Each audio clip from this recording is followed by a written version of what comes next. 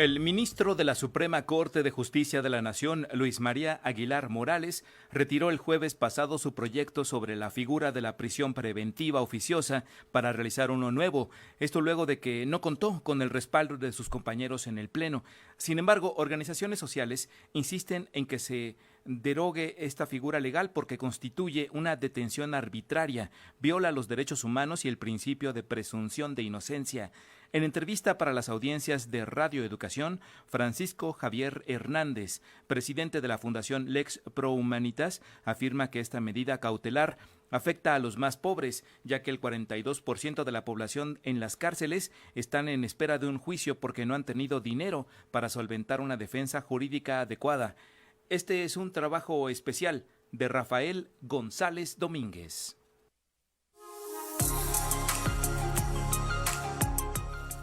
Al cierre del primer trimestre del año, había 92.736 personas presas que se encuentran bajo proceso sin que se les haya probado, con una sentencia que realmente cometieron un delito.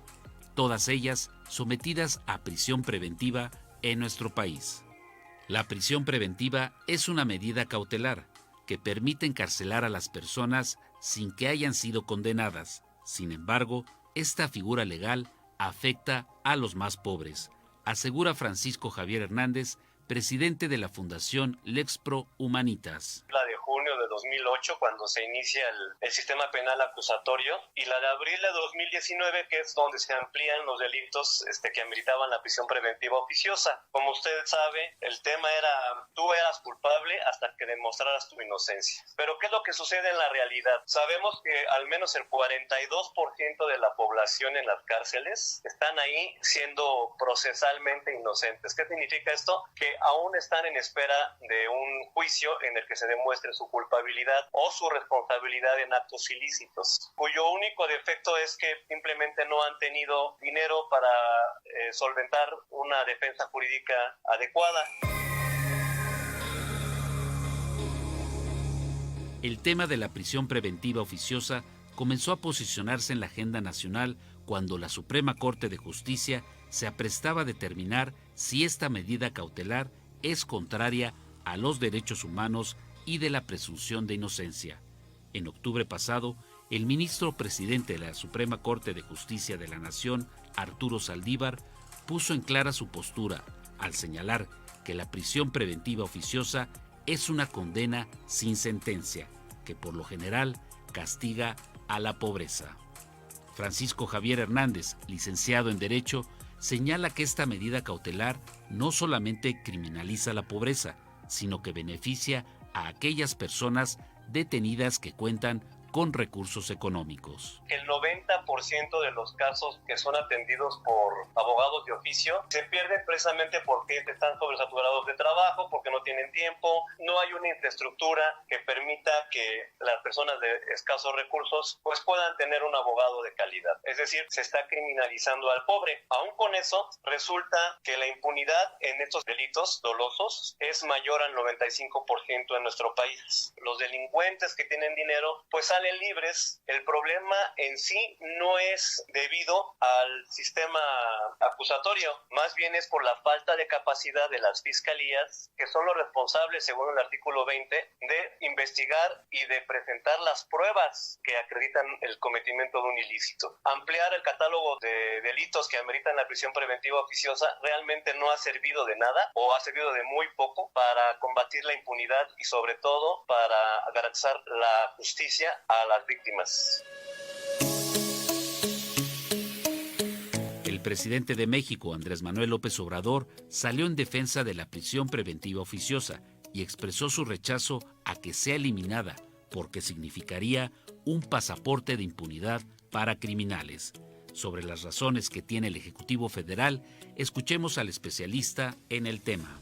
Desbloque Roque, que hoy es opositor, hubo simpatía por la prisión preventiva oficiosa. Me parece que fue a partir de que en la reforma del 19 se estableció que se incluyeran 16 delitos más, entre ellos la corrupción, que el bloque opositor dijo, no, ya no me late la prisión preventiva porque ahora sí puedo entrar yo, ¿no? Pero me parece que hay una visión un poco sesgada de nuestro presidente, que los imputados salen libres y culpa a los jueces, pero los jueces realmente lo que hacen es evaluar las pruebas que presenta la fiscalía, y cuando no hay pruebas, pues lo que determina es ya sea la inocencia y salió libre. Sí, pero ¿por qué salió libre? Salió libre porque no hubo cadena de custodia, salió libre porque hubo una tortura, salió libre porque se violentó el debido proceso, y todas esas características de quién son responsabilidad de la fiscalía. Hay que recordar que las políticas públicas no se miden por las intenciones. Precisamente, o sea, no ha habido unos efectos que nos digan, ya disminuyó la